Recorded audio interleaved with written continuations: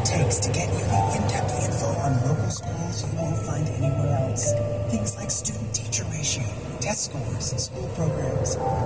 And sometimes that requires attending school recitals. So many recitals. That's my son. Isn't he terrific? Yeah, a real prodigy. Homes.com. We've done your homework. iHeartRadio Earth is here with little tips for a healthier planet.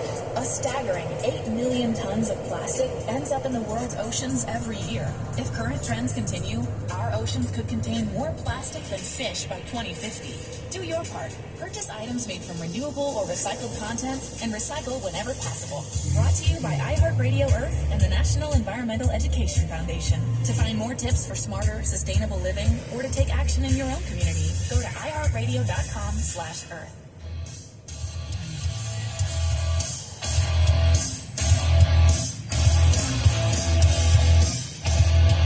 Welcome in, Wednesday edition, Clay Travis, Buck Sexton Show. Appreciate all of you hanging out with us as we are rolling through the program. Give you a little bit of a roadmap, what we've talked about so far. Encourage you to go sign up for the podcast. Make sure you don't miss a moment. You know, you're busy, you're running around, but you can download the podcast. You can even listen to us at 2x time, as my wife does, which allows you to be even more productive. Letitia James, we believe that she is in significant legal peril over alleged mortgage fraud. It appears that she has lied about where her primary residence is, lied about being married to her father, of all things, and lied about the size of a Brooklyn location property that she bought. We think there is going to be a lot to come out of this, and certainly it is the height of irony because she tried to bankrupt President Trump over allegations that he misrepresented the value of his property holdings, among other things. We have got strong evidence out there that Trump voters still strongly support Trump. We had some fun with that. And there are a variety of other stories that are percolating that we have discussed, including what exactly is going to happen with the Maryland gang member, alleged domestic abuser, illegal immigrant who has been removed from the country, and where we are headed for that from a legal perspective. But there are two other stories that are out there that I think are significant. First, Buck, we talked about this. You were out on Monday.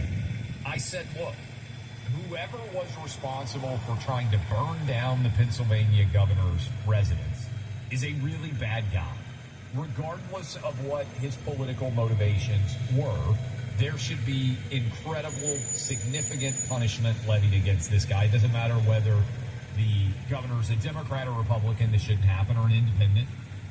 And now there is evidence that has come out, according to Pennsylvania news reports, that the reason the arsonist acted was because Shapiro, the governor, was too strong of a supporter of Israel, and he thought that Palestinians and those in Gaza were being treated unfairly. This actually logically adds up in some way because I believe, Buck, you're better at the Jewish holy days than I am. This happened basically right after the Passover celebration, the dinner that they were having inside of the governor's residence. So the idea that this was just purely by chance timing did not add up. I expected that there would have been some connection to the Jewish faith of the governor here.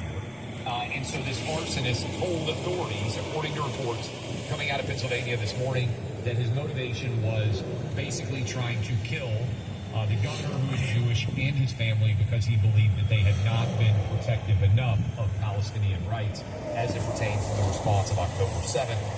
Toxic. This is awful. Yes. Well, it's anti-Semitic. It's awful. It's attempted murder.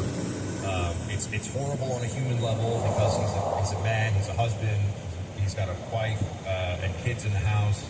I'm trying to burn anybody down in their home this should be taken with the utmost seriousness, and the penalty for this, the lawful penalty for this should be severe, and I think it will be, as it should be. I would just add that the Palestinian issue, as you see, has become this has now grown in the, if you will, sort of the menu of left-wing lunacy items. This is very high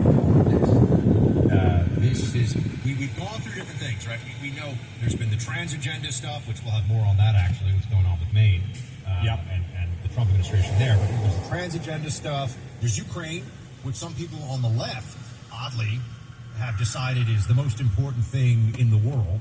People who can't find Ukraine on a map care more about the final borders of Ukraine than anything else, and are willing to risk escalation with a nuclear power over it. Anyway, but the Palestinian issue has become, I think, for people play who are who have a virtue signaling derangement.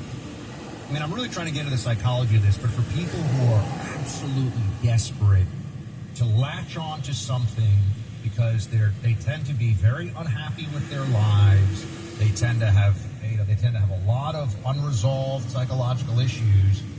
Oh, but I stand with the super oppressed Palestinians. Well, the